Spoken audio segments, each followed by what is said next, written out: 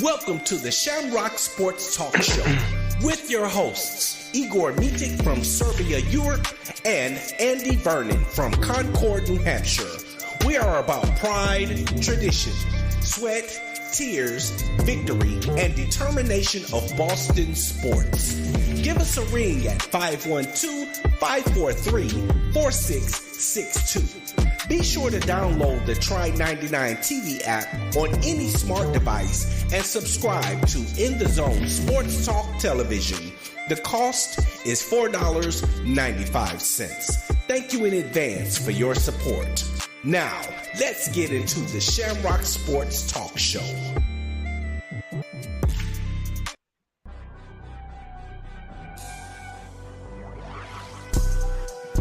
Hello, and thank you for tuning in to the In the Zone Sports Talk Show Network, LLC, where you can find the best in sports talk television and radio shows.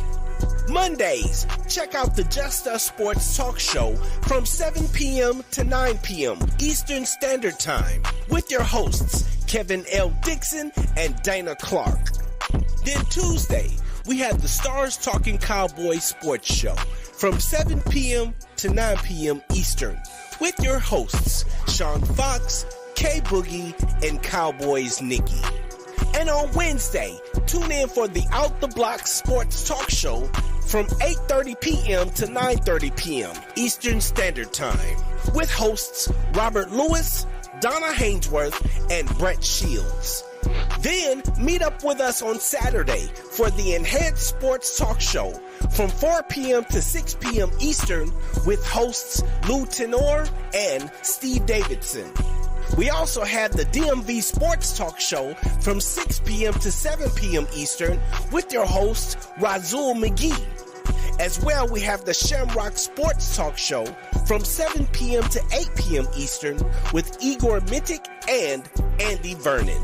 Finally, rounding out the week, we have on Sunday, That's Not How We See It Sports Talk Show from 8 p.m. to 10 p.m. Eastern with your host, Alfred Wallace, Tony Wallace, and Harold Robinson III. These shows come to you by way of the In the Zone Sports Talk Show Network, LLC. Be sure to download the Try 99 TV app on any smart device and subscribe to In the Zone Sports Talk Television. The cost is $4.95. Thank you in advance for your support.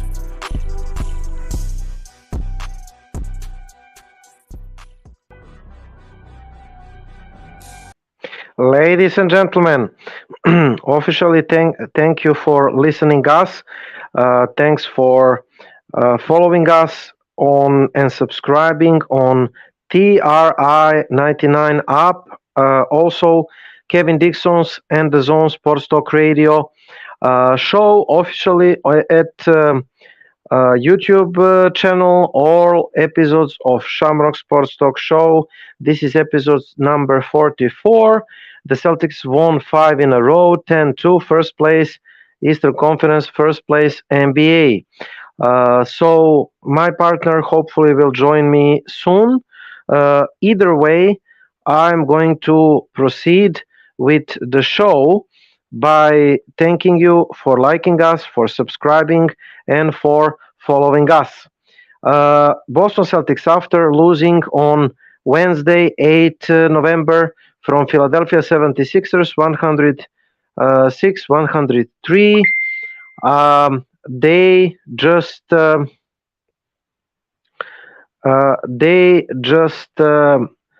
cannot. They just okay. One moment. So let me just try to pass the link to my partner Andrew Vernon, who cannot for some reasons connect to the StreamYard to be with me. Anyway, after losing on 8 November from Philadelphia 106-103, the Boston Celtics made 5 wins, had 5 wins in the row. So the winning streak started against Brooklyn Friday, 10th, 121-107. I think that win uh, counted towards in the season tournament. Also, they defeated Toronto first game, 117-94 in Boston, and finally New York in Boston, 114-98 for the second time New York. Then they got revenge against Philadelphia, 117-107, the game that was really, really important, and that is the game where we retake the lead of Eastern Conference 10-2, and we took the lead of the whole NBA. Best record, second record NBA. Denver Nuggets, the champs, 9-3. Also, we have 2-0 record in the season tournament in our Group C, if I'm correct, Eastern Group C, because we defeated Toronto the last night, 108-105. So finally, I think that Andrew is with me. Yep. So Andrew is in the stream via audio only. So the last night's game in Toronto, 108-105, it counted towards in the season tournament. So it is first place, Eastern Conference, 10-2. The second place, Eastern Conference and NBA, 76ers 9-3. Also Nuggets and Mavericks, they have 9-3 score. Also the Celtics have 2-0 in the season tournament. Number 2 Sixers, number 3 Bucks, number 4 Heat, number 5 Pacers, number 6 Magic, 7 and 8 Cavaliers, Knicks and Cavaliers. We have 83%, Knicks and Cavaliers 58% and 50%, Nets 50%, Hawks 50%. I think that the race will be really interesting in the Eastern Conference and NBA. Anyway, let's try with Andy. Andy, welcome to the show. Can you hear us, brother? Yep, I can hear you just fine. Can you hear me? Excellent. So I was talking about the Celtics winning streak, and I was talking about everything that is going fine. The central win in these 5 games winning streak is that one in Philadelphia, because if I'm correct, the last time, 8 November in Philadelphia, we lost 106-103. But we got revenge, 117-107. This our win, so we are 1-1. But this our win was really important for a couple of reasons. First, we got revenge. It would not be good if we went 0-2 against one of our biggest rivals in the Eastern Conference, Philadelphia 76ers. Even though I'm not considering them serious yet, I apologize to the Sixers nation, but I think that the Celtics are having the Sixers numbers, and if they wanted to defeat us, the last year was the right time. But this year is going to be really hard because the Celtics are the real team this time. And the second reason, because we retake the lead in the Eastern Conference again. And also, let's start with slides. No Porzingas, no Brown, no problem. Derek White and Jason Tatum came up big to defeat Philadelphia 117-107 in the battle for the first place. Tatum 29, 8 rebounds, 6 assists. White 27 and 5 assists. Let's put a slide on the screen. So first to know, let me just remove the text so that you can see. Um, this is from CLNS Media photo. Celtics record after 108-105 win against the Raptors is 10-2. We are the first team to achieve 10 wins, and everything is fine. I mean, we got a little worried. The fans got in panic mode for reasons unknown. Did I tell you, Celtics Nation, to be patient with this team, to give them like 12 games? So some of the fans are really not patient because they think you can put the players on the team just like in the video game, and boom, they are going to gel just as once and they're going to play together great. No, this is not the case. You're going to build the good team for years with the same core, and we have the new core, practically the new team, and you're expecting this team to play like juggernauts uh, just as one at once. I mean, come on. Uh, the first loss against good home team, Minnesota Timberwolves, and I underline good home team with Edwards, McDaniels, Carl Anthony Towns, and the others. It's not embarrassing. We got overplayed. The second loss got me worried a little bit because it showed no signs of life of our bench. So we got a little things to worry, but luckily the Celtics recovered and returned the punch to the Sixers. And in that very game, the bench shined. This is the major story. But let me ask you, how did you see the Celtics 5 games winning streak, and especially amazing, great win, the best win of the season against the Sixers? And after this win, Joel Embiid repeated the chorus or refrain for our ears. The Celtics are the best team in the league. Yes, they are at the moment, and yes, they are in general, I think. What do you think? Yeah, I mean, I think that I think the ability to rattle off those that this 5 game winning streak after losing those 2 games is very promising. So it really shows that this team can kind of bounce back from adversity. And once again, going back to previous iterations of the Celtics in the Brown Tatum era, they've lost a couple games and gone on a real losing streak. Whereas here they lost 2 games. Both of them were tough games, and Absolutely. they were able to come back, turn it around, and have a lot of big wins coming back out of that.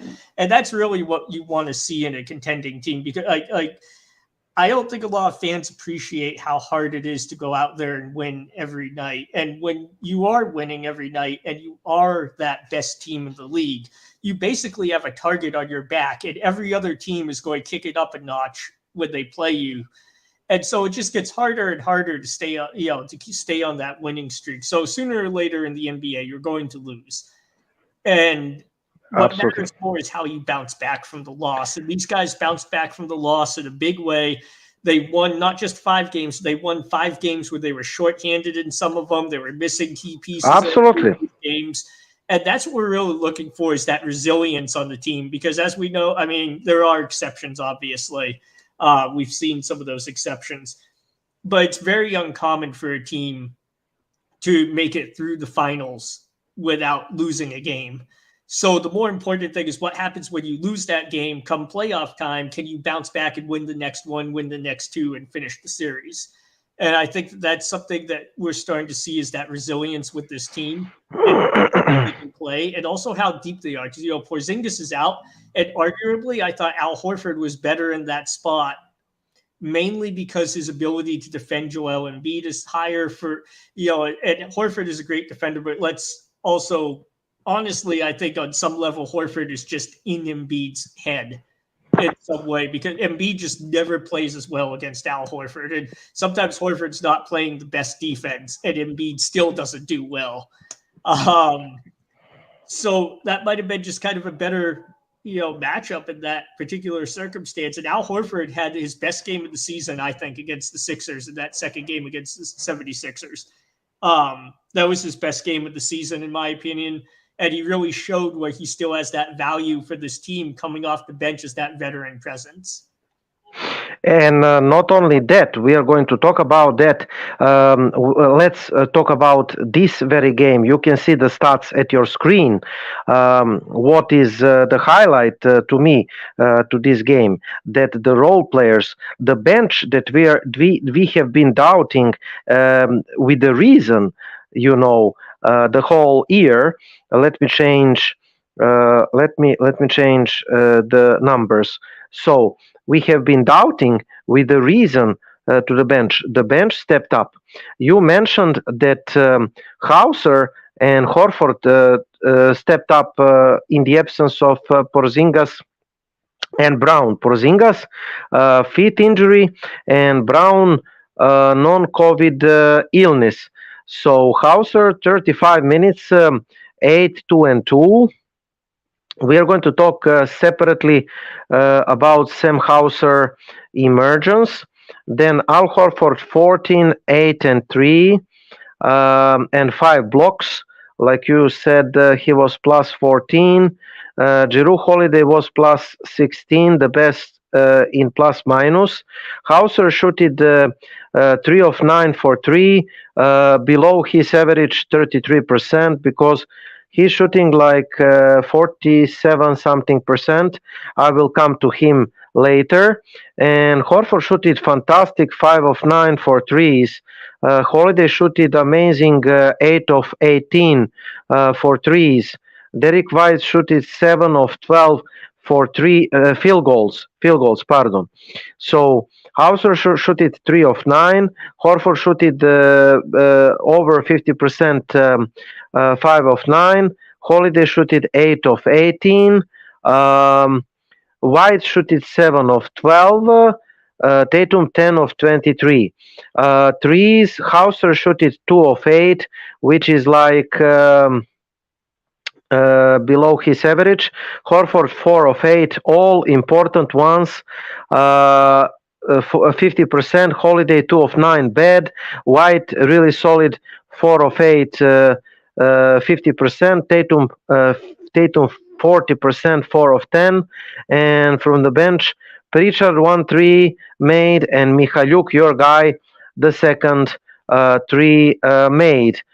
So Horford was 14, 8, and 3, 8, 2, 2 Hauser. Holiday double-double 18, 10, and 3, and 1, and 2. Derek White 3, 5, and 1.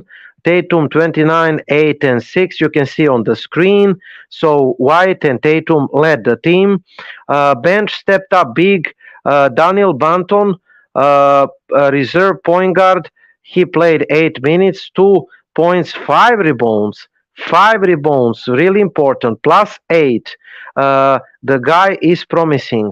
And Luke Kornet, I don't like him. I still think that we should find another center prior to the playoffs.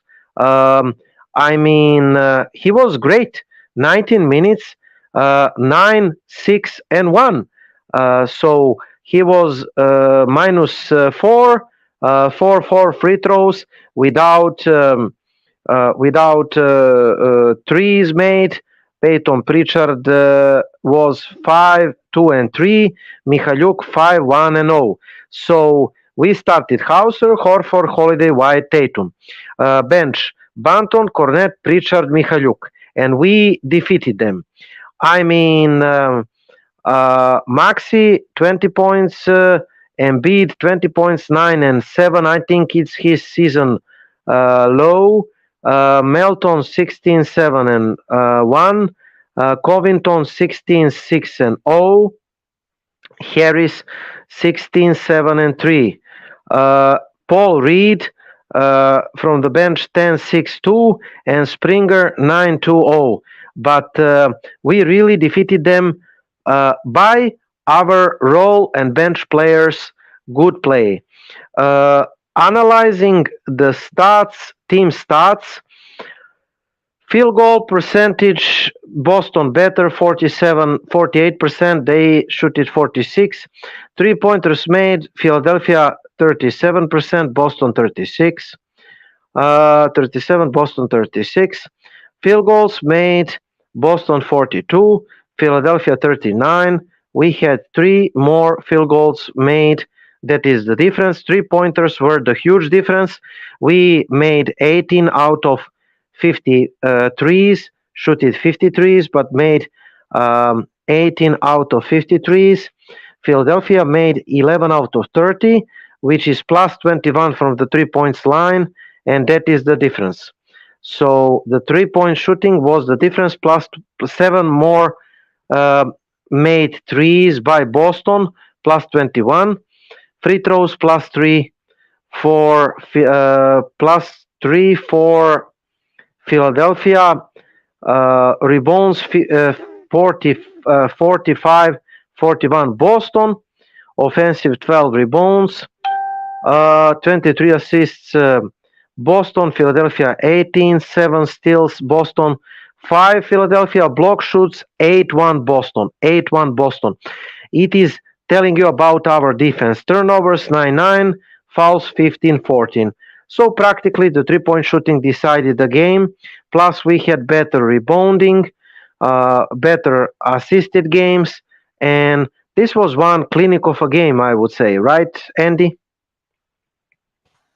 Yeah, I mean, this is a really good game all the way around. And going back to talking about the bench, at the start of the season, I think we were kind of talking about how it might take time for the starters to gel. And I think we kind of missed the mark with that because I mean, like those starters, yeah, they need to learn how to play together, but there's so much talent in that starting group. As long as you know the basics of basketball, like how to pass, the ball to the open guy, like they were pretty much going to succeed because of how talented that group is, right? I think maybe what we should have talked about more is how the bench guys were going to have to figure out how to gel with a star, with a very high-powered lineup. And I think maybe that's what we're starting to see. I know, like Sam Hauser, I think he's just benefited. He's gotten more consistent minutes. I think the last 5 games, he's been right around 20 minutes per game. And for a guy like him, he's a shooting specialist. Being able to get that consistent playing time and get into his rhythm is really important to him. And him being able to get that good shooting rhythm and be successful. And I think we're starting to see that now. Here is Sam Hauser. I must read it. Then you will continue. Apologize because you gave me good intro. Sam Hauser is shooting 47.5% from threes or 59 attempts. I repeat, 47.5% for threes on 59 attempts. Better than Ray Allen and Steph Curry. That's the highest percentage in the NBA among 50 players who have attempted at least 50 shoots for threes. Second place is Stephen Curry, 44.6%. So again, he is better than Stephen Curry. And if I thought that we need shooter from the bench, this man demanded me. Listen to this: 756 players have taken at least 400 threes since 1996.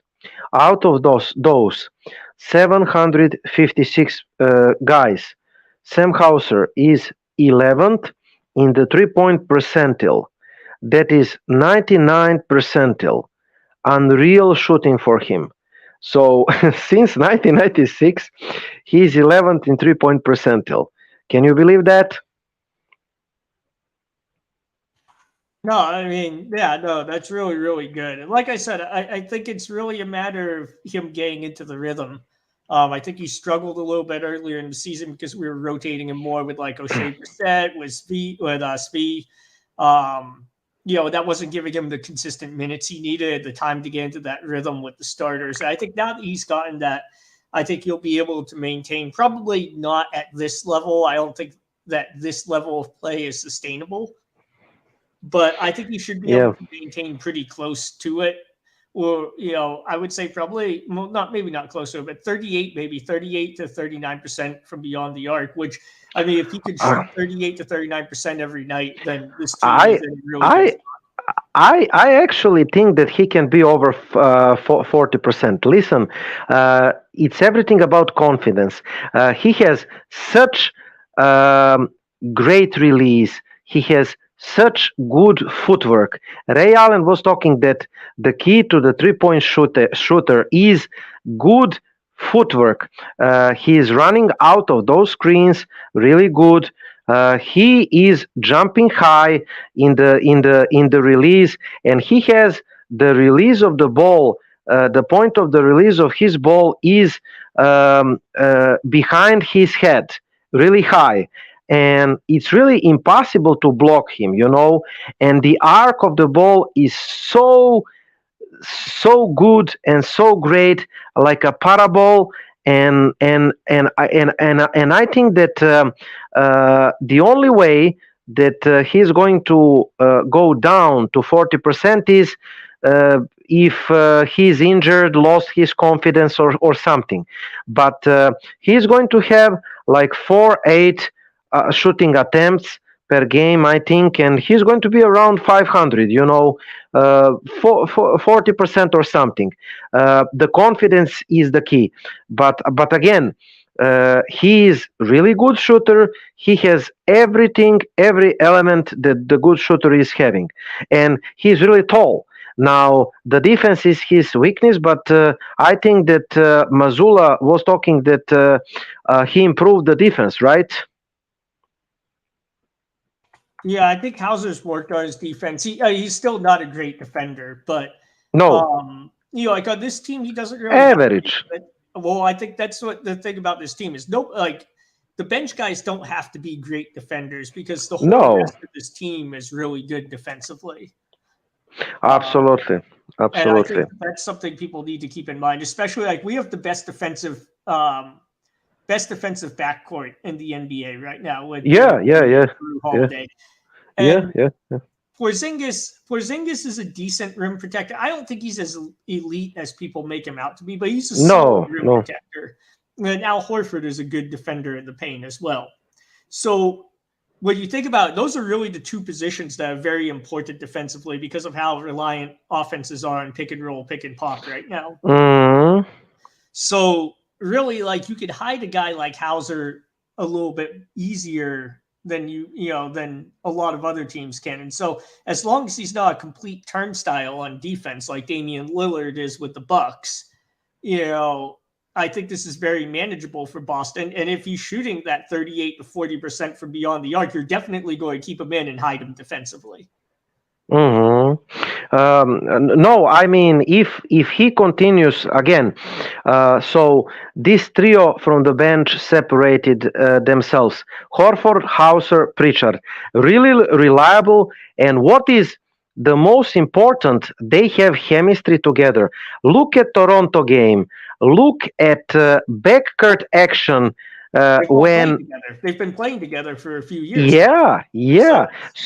So look, when Hauser came out of the pin down and just separate himself from his player and then jumped, and Pritchard gave him the ball for the dunk or easy layup. So they start to gel, and this is what we want for them to do, right?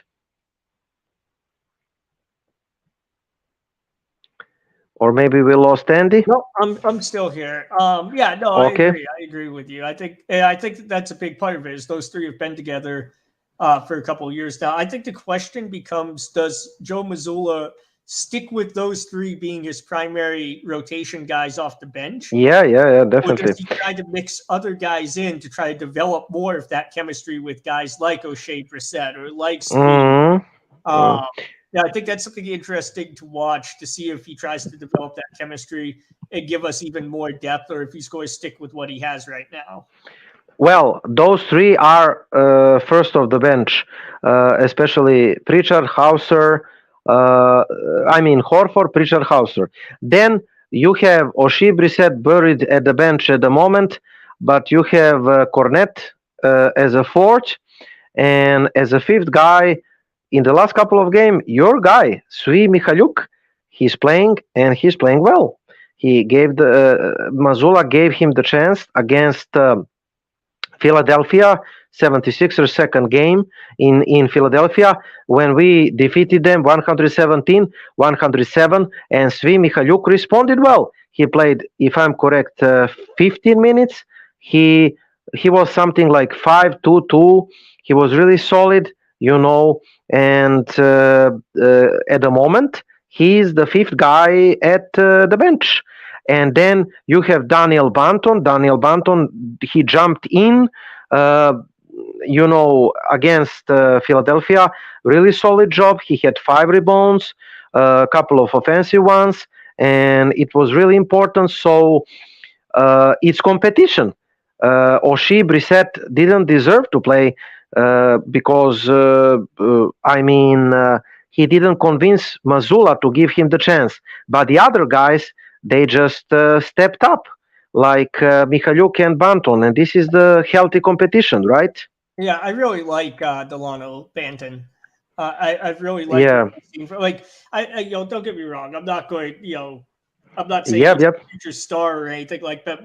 Most of the time, when the guy comes in, you can tell he gives it his all. He's a great kind of spark of energy off the bench. And so I kind of like what I've seen. I'd personally like to see a little bit more of him maybe and see what he can do with extra minutes, but we'll see. Nobody thought that Tyrese Halliburton is going to be the future star except you, and I supported you, and look what he's doing in Indiana. And I still regret Boston not going after him. Anyway, I want to discuss a little about interesting exchange between the Celtics coach Joe Mazzulla after loss against Philadelphia in the first game, 106 on 8 November, 106-103. So that loss resulting in an unexpected exchange about Washburn and Mazzulla. Gary Washburn from Globe asked question after game. Mazzulla responded him. Washburn asked about Boston's heavy reliance about outside shoot. Leaning to inside scoring sources was key to the team red hot 5-0 start. Either way, Mazzulla didn't want to hear it, and Washburn isn't taking it back. So I'm going to read it. I'm Herm Edwards. You play to win the game. The whole concept of, he got you. If they had won, yes. Honestly, they lost the game, so what I'm asking about. Washburn, during the appearance on CLNS Media podcast, said, I'm asking it because it was a problem. Secondly, 3-point shooting for this franchise has been a problem for 7 to 8 years. And the whole philosophy of shooting threes or die hasn't got them championship. If I was covering Warriors, I wouldn't say a word. So that night in Philadelphia, the Celtics shot 15 out of 47 beyond the arc, 32%, allowing the Sixers to walk away victorious behind Boston, despite Boston overcoming a late double-digit deficit. Boston's offense at several points became stagnant and incapable of creating the necessary ball movement to find a quality shoot. The same could be said during Boston's loss in Minnesota to the Wolves. So not every outside shoot is quality shoot. I felt just my case in the game. They had chance to rally. Joe was trying to tell me, well, we lost the game in the second period. Okay, you could say that, but you didn't lose the game in the second period. You lost control of the game in the second quarter. Granted, relying on that source of offense has caused the Celtics handful of times in recent years, even though it's strong suit for Tatum, Brown, and others roster. But the Celtics rejuvenate themselves by defeating Philadelphia. And about that concept in this case, listen, I am full of support of Joe Mazzulla because he showed that he knows what he's doing, and he was pushing all the right buttons against Philadelphia in the second game, and especially with short-handed roster. So my full support to Joe. And about 5-0, we must play 5-0 style with starting unit that is the best starting unit in the NBA. And if everyone, I saw somebody, I'm not going to call out anybody, make a petition for Al Horford to start and Jrue Holiday to come off the bench. Listen, maybe this is going to be the case at some instances, okay? Maybe the next game against Philadelphia, Horford will start. But I think that this narrative has to die because the starting five, and I'm going to find it because I love people to have the picture, the right picture, what I'm talking about. Ladies and gentlemen, this starting five is the best starting five in the NBA. Why in the world do you want to change that? I do not understand. And you saw that the backcourt, Pritchard Hauser developing chemistry. You saw that Horford is comfortable coming off the bench. You saw that Porzingas is comfortable as a center. Porzingas is walking mismatch. And also about Porzingas, I want to say that this is from New York Knicks fans, Andy. And I'm going to return to the subject. So listen to this, and I want your comments. During Kristaps Porzingas' time with the Knicks, or later, Mavericks, rumors circulated that Porzingas was dissatisfied that he is not face of franchise, and he was unwilling to become secondary option. There were even reports suggesting that Porzingas opposed the Knicks signing Kevin Durant for these reasons. However, in Boston, Porzingas is playing a role without the ball, and he ranks number 2 or 3 options. Surprisingly, he couldn't be happier with this scenario. Maybe it was falsetto pushed. I never felt that way because today's league, other way that Jokic and Embiid, it's a guards league, Porzingas said. It's mostly guards and small forwards, so I knew that if I want to win it all, I have got to play with somebody. And also, it was never issue for me. I think it was never an issue for me. It was always the narrative. It was always the narrative that was out there that I think some of you guys that know me closer know who I am. And of course, when you're younger, you're a bit more cocky and arrogant. It's just natural. You're mature and get older, and you understand things better. I never had a big issue at all. So this is what I want to hear. Porzingas is team player. He want to win, and he sacrificed for the team. And we have, like you said, look above Jrue Holiday, Derek White. I'm going to talk a little later about the defense after your comments and defensive schemes. But Tatum, Brown, and Porzingas. Brown and Porzingas developing chemistry. Peyton Pritchard, Hauser at the bench developing chemistry. Also Horford with Pritchard and Hauser developing chemistry in the second unit. So Brown talking that he is looking in the offense for Porzingas, for low passes and something like this. Why in the world would you want to change this? It's beyond me. What do you say? Well, first of all, yeah, I think it's kind of silly to ask questions about the entire offensive scheme after 1 or 2 losses.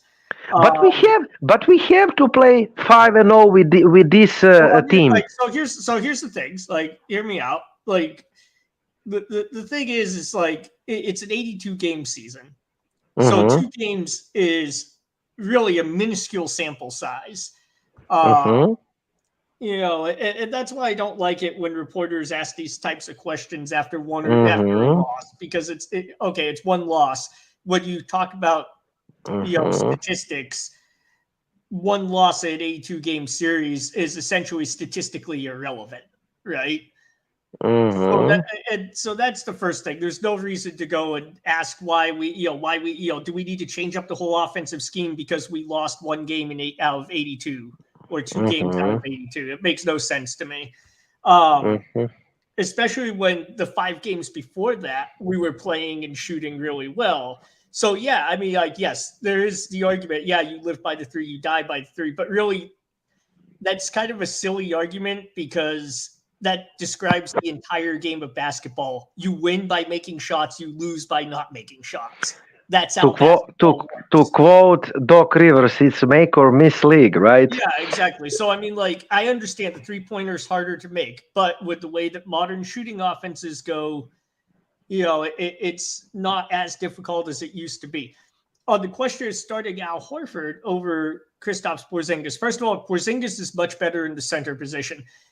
And I think one of the things that a lot of fans don't realize is it's not just the fact that he spaces the floor, it's how he shoots the basketball. Now, you look at somebody like Al Horford. Al Horford is also a stretch big, right?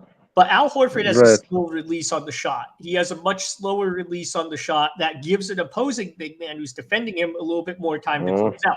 Kristaps Porzingas has the release of a small forward or maybe even a guard. He has a very fast, high release. That means that the opposing big has to pull much farther out of the paint to defend him because you don't have that time to close out. He's quicker. He's better rim protector. We saw that he's better rim protector than advertised. He's not the best rim protector on the world, but he's not bad. He's perfectly fine as a defense. Like, he's not a pushover.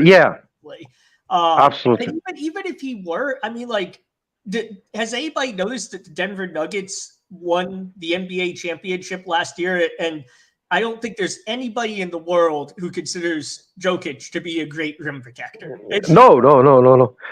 He doesn't have the good jump. On the contrary, you know. But so, like, this idea that you have to have this elite rim protector to win at the highest level, to me, it's just kind of a fallacy because how many teams have had that in the past? I mean, let's see, not the Nuggets. The Bucks did with Brook Lopez. Golden State Warriors did not. The Cavs with LeBron did not because Tristan Thompson's a good rebounder, but he's not a great rim protector. So really, like, the data isn't there to back up that we need 2 elite rim protectors or even 1 elite rim protector.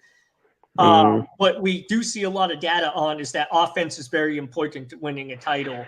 And I think Porzingas elevates the offense a lot farther alongside Jrue Holiday, alongside Derek White, alongside Jason Tatum and Jaylen Brown than Al Horford would if you took Holiday out, which, by the way, Jrue Holiday is also our leading assist man. So he's kind of the point guard, the playmaker that's tying that offense together.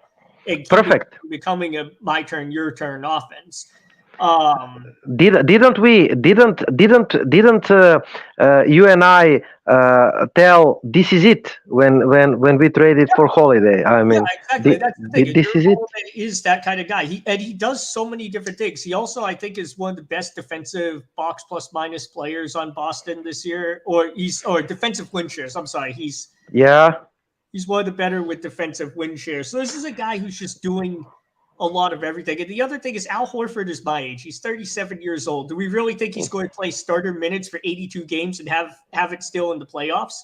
This is really silly. Yeah. This is really silly. He's just not. So I don't think we should change this lineup up. This lineup is really good. They are 10-2 right now. So I don't understand why fans or media personalities or whatever say, "Oh, we need to change up the lineup." Yeah. We're at 10-2. We have, I think, the best record in the NBA right now. The best record in the NBA. And let me just add that we have evidence record in the last how many years with Robert Williams III. Yes, we have bright nights with Robert Williams the true rim protector, right? So we had the bright nights with him, but the offense was not good, and the lineups with him suffered with the offense, and he was not opening the potential of starting units with Jaylen Brown or Jason Tatum. His inability to shoot from the distance was actually preventing the full potential of Jason Tatum and Jaylen Brown to materialize.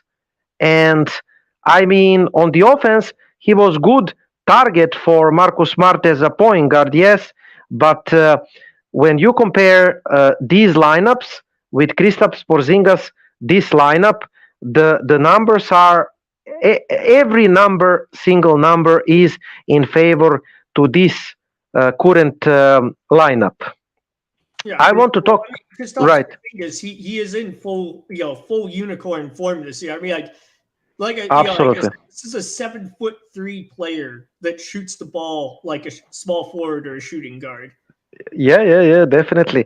We must cover the defense. We talk about the offense. So the bench had great performance in recent games, not only against Philadelphia, but in New York, providing valuable production and integrating well with the starters.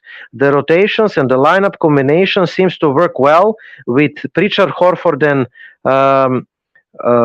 Hauser, with White making positive contributions. Horford particularly showed his value on the defensive end by effectively guarding players like Jaylen Brown. Although his offensive performance has been lacking, Horford's defensive impact is still valuable. The Celtics have been tight with their rotations, relying on the core group of 8 players, but it remains to be seen who is the next man up. Maybe Kornet. The Celtics bench showed up the growth and ability to help Boston win games in different ways and looked more cohesive by the games. About the defense, the Boston Celtics have taken a unique approach to their defense in the season, with Jrue Holiday and the other rest of the guys and the wings taking turns on the possessions, focusing on guarding big men. Holiday is 6'5" guard who has been assigned to defend players like Julius Randle, Joel Embiid, and Karl Anthony Towns. This defensive strategy has proven successfully in some cases, with Holiday and company and White causing turnovers, disrupting the offensive flow of opposing bigs. In recent games against New York Knicks, Jaylen Brown took the assignment of guarding Randle, and he did an excellent job limiting Randle's effectiveness and forcing turnovers. The Celtics capitalize on Randle's struggles and his poor decision making and forced shoots that hurt the Knicks. Holiday's defense against Towns in Minnesota was noteworthy because Towns shooting 3 of 6 guarded by Holiday. The Celtics defensive schemes have been effective in disrupting the offensive game of opposing centers so far in the season. What do you say? I really love and full price. I'm not sure who is our defensive coordinator. I must search it, but our defense is fine this season, and I think that I have statistics to support this. Well, I think the thing about defense, I think a lot of Celtics fans were overly worried that the defense would collapse without Marcus Smart, without Time Lord. Williams. But the thing is, once again, we can always go back with Time Lord. The major issue was the injuries and the inability to stay on the court, right? Yep. So that obviously caused a lot of issues and hurt. Here is the Boston Celtics defense. And Marcus Smart is a great defender, and I love Smart. I was very sad to see him go, but like I said when we made that trade, I think I said it on the show we did after that. Absolutely, we both did. Defender, a lot of the top guards in the NBA consider Drew Holiday to be one of the toughest defenders to score against in the NBA. So once again, I think we were, fans were a little bit too quick to panic when we lost those two and not realize that we were bringing in elite level defenders to replace them. Look at this. The defensive ranks of opponents' points in the paint per game, 41. First in the NBA. Opponent's second chance points per game, 11.8. Second NBA. Opponent's field goals, 43.3%. Third NBA. Opponent's fast break points, 12.6. Third NBA. Opponent's points, offensive turnovers per game, 15.1. Fifth. Opponent's free throw attempts per game, 20.2. Fifth. Opponent's attempts per game, assists per game, 23.6. Fifth in the NBA. So our defense is top 5 in all those categories, which is great. So there is absolutely the defense is going to win us games in the playoffs, not offense. The Celtics also have won 7 games within their own division, 7-1. No other NBA team has won more than 3 games. And the point to the last night's win against Toronto, Andy, feels like Boston is winning games this year that are the games that the Celtics would have lost last year, because ball was moving last night very well, and the Celtics closing lineups are really tough. Yes, you would prefer the Celtics not to blow up 16 points lead, but we still won, right? Yeah, and some of that, you can't avoid. The Raptors are a really good fourth quarter team. I think statistically that plays out throughout the season. Yep. But the thing is, we were able to hold on, not hold on. We were able to come back, correct ourselves, and still win the game. And yes, I would agree. That's something that we wouldn't have seen in a lot of previous years. So, yeah, once again, like this whole idea that we need to put in a second big man like Al Horford to defend, like we're already one of the better teams in the NBA at defending paint. Yes, we are. So let's just enjoying to these numbers. I'm going to remove the text so that you can enjoy our good numbers. Just to comment Toronto game, I'm expecting 4-0 against Toronto.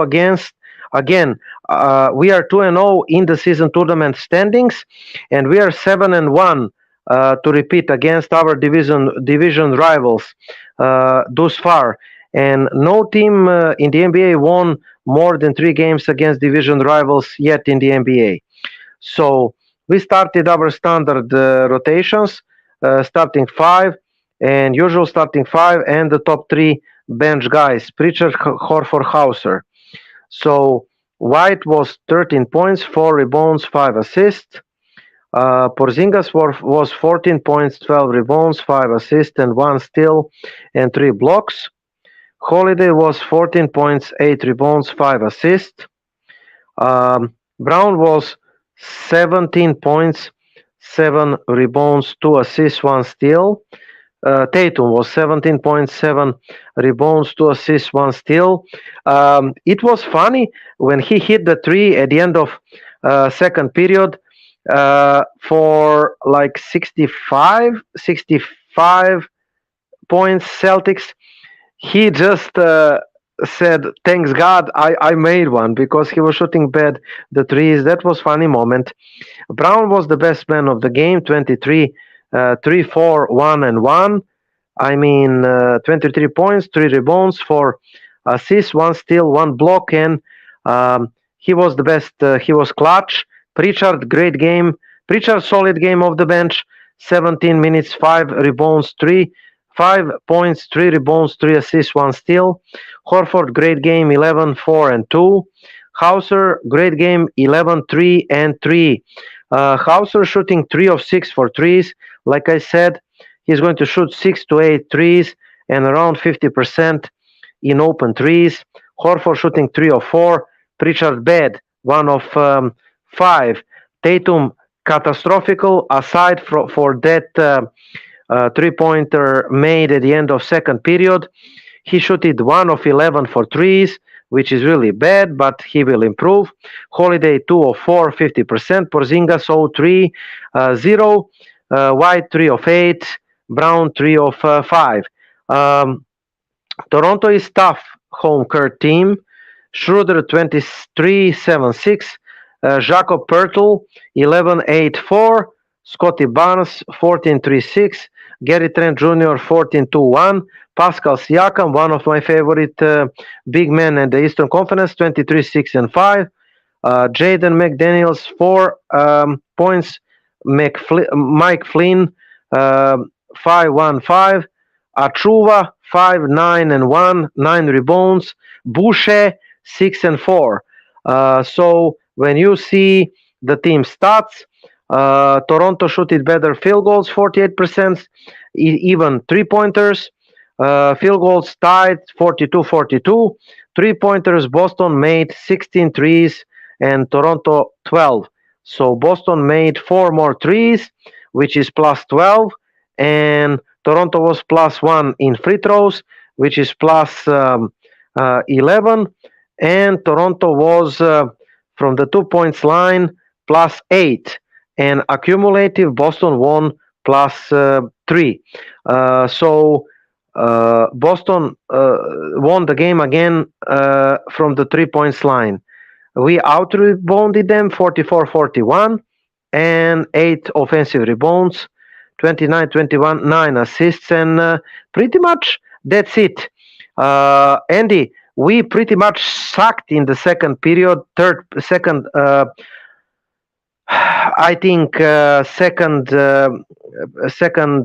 half or the third period, but we kind of found a way to win, right?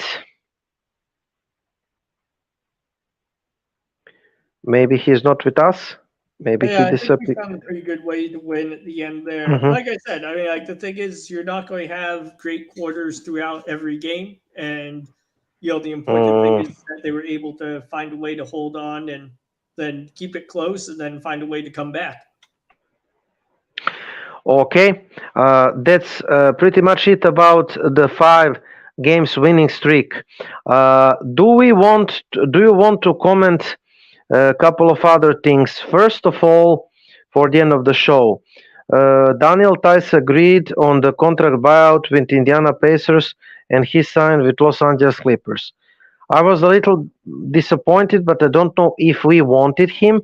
Maybe the Boston Celtics didn't want Daniel Theis at all. And also, I mean, he was one of our ideal big man target, but maybe we could find better one. What do you say? Well, I'm sorry, I didn't hear the question. Daniel Theis signed with Los Angeles Clippers. I said he's one of our ideal big man targets. What do you say with this? I mean, like I'm not that losing sleep over it at all. I mean, whoever we were going to bring in as a big man was going to be behind Horford and Porzingas, so it's Okay. not going to lose sleep over. Celtics are best team in the league according to Joel Embiid. I agree. Here is the standings that I prepared for you in the playoffs. Number 1, the Celtics. Number 2, Sixers. 3, Bucks. 4, Heat. 5, Indiana. Indiana is pleasant surprise, right? Number 6, Magic. 7, Knicks. 8, Cavaliers. Brooklyn 9th. Will be interesting race, isn't it? So this is for the regular season. One more thing is that one team is hotter than the Celtics. 7 straight wins for the Heat with monstrous numbers from Jimmy Butler.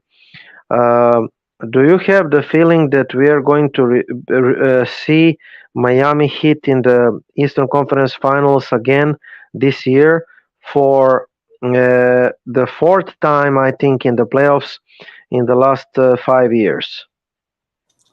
Yeah, I mean, I think it's certainly possible. I mean, Milwaukee's kind of been struggling a little bit. Miami didn't get another star, but they did maintain a lot of consistency. So, yeah, they could certainly be there. I do not believe everybody went crazy over the Sixers, but I do not believe in 76ers at all because they do not have second star. Tyrese Maxey didn't convince me that he is second star yet, and Joel Embiid didn't convince me that he can be juggernaut in the playoffs. He is kind of MVP mode in the regular season. He's regular season guy. He is playing like MVP, the best player on the planet in the regular season. Then, when playoff came, he is like a little kitten, or he just get hurt himself somehow. He managed to hurt himself somehow, and he failed to deliver. So until I see healthy Joel Embiid and Therese Maxey repeating good games from the regular season, I'm not going to jump into 76ers bandwagon for at least Eastern Conference Finals. What do you say? Yeah, I mean, I don't think the 76ers are at the same level as Boston, but I do think they are dangerous on any given night. Okay, so Andy, that's it. Just one more question, and we are done. We have back-to-back games. Let me just find it. I think that tomorrow we are playing against Memphis, and then Monday we're playing against somebody. I'm going to tell you soon, but this is not going to. This is loading really slow. So we're playing Charlotte in Charlotte and Memphis in Memphis. Two away games. Sunday in Memphis and Monday in Charlotte. I expect 2 wins, to tell you the truth. So Marcus Smart, he's going to be motivated. He said that he doesn't like. Play, I don't think. I thought he was out injured. He's not going to play. Okay, I'm sorry to hear that. He's going to be motivated, but it should be win, right? No Ja Morant, no Marcus Smart. Yeah, I mean, I think I think Boston should win, but once again, you gotta take each night as it comes. Yes, especially Charlotte could be dangerous because LaMelo Ball is playing out of his mind, man. He's having some triple doubles. Reminiscent of the best Rajon Rondo days, right? So we must be careful of that back-to-back night. But I have full trust in Mazzulla and the staff. The season is excellent thus far, and we have a lot of reasons to be optimistic thus far, right? Yeah, I mean, the season's off to a really good start, so hopefully they can keep it rolling. And hopefully we can win this in-season tournament. Never mind that it doesn't mean anything. The trophy is the trophy, and we can get ourselves confidence, for example, by defeating Nikola Jokic and Denver Nuggets in the finals, right? Yeah, I mean, they might as well try to win it. Absolutely. Okay, that was show number 44. Thank you, Andy. Thanks, Kevin Dixon and his team. Follow us at social medias. Subscribe. TRI99 app. Kevin Dixon and the Zone Sports Talk Radio at the YouTube Shamrock. We are Shamrock Sports Talk Show. We are here with you every Saturday, 7 p.m. Eastern. Watch us at Roku TV. And we are Igor and Andy. We're wishing you good night. Tomorrow, Boston, 8 p.m. Eastern in Memphis. So go Celtics. Right, Andy? Yeah, go Celtics. That's the end of the show. Good night. Thank you for listening to the Shamrock Sports Talk Show. We're here every Saturday from 7 p.m. to 8 p.m. Eastern Standard Time. We are the best 4-leaf lucky show in the area. This show comes to you by way of the In the Zone Sports Talk Show Network, LLC. And be sure to download the Try99 TV app on any smart device and subscribe to In the Zone Sports Talk Television. The cost is $4.95. Thank you in advance for your support.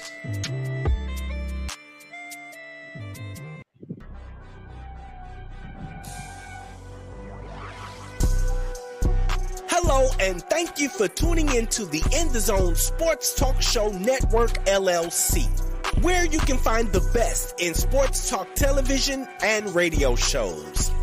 Mondays, check out the Just Us Sports Talk Show from 7 p.m. to 9 p.m. Eastern Standard Time with your hosts, Kevin L. Dixon and Dana Clark. Then Tuesday, we have the Stars Talking Cowboys Sports Show from 7 p.m. to 9 p.m. Eastern with your hosts, Sean Fox, K Boogie, and Cowboys Nikki. And on Wednesday, tune in for the Out the Block Sports Talk Show from 8:30 p.m. to 9:30 p.m. Eastern Standard Time with hosts Robert Lewis, Donna Hainsworth, and Brett Shields. Then meet up with us on Saturday for the Enhanced Sports Talk Show from 4 p.m. to 6 p.m. Eastern with hosts Lou Tenor and Steve Davidson. We also have the DMV Sports Talk Show from 6 p.m. to 7 p.m. Eastern with your host Razul McGee. As well, we have the Shamrock Sports Talk Show from 7 p.m. to 8 p.m. Eastern with Igor Mintic and Andy Vernon. Finally, rounding out the week, we have on Sunday, That's Not How We See It Sports Talk Show from 8 p.m. to 10 p.m. Eastern with your host, Alfred Wallace, Tony Wallace, and Harold Robinson III. These shows come to you by way of the In the Zone Sports Talk Show Network, LLC. Be sure to download the Try99 TV app on any smart device and subscribe to In the Zone Sports Talk Television. The cost is $4.95. Thank you in advance for your support.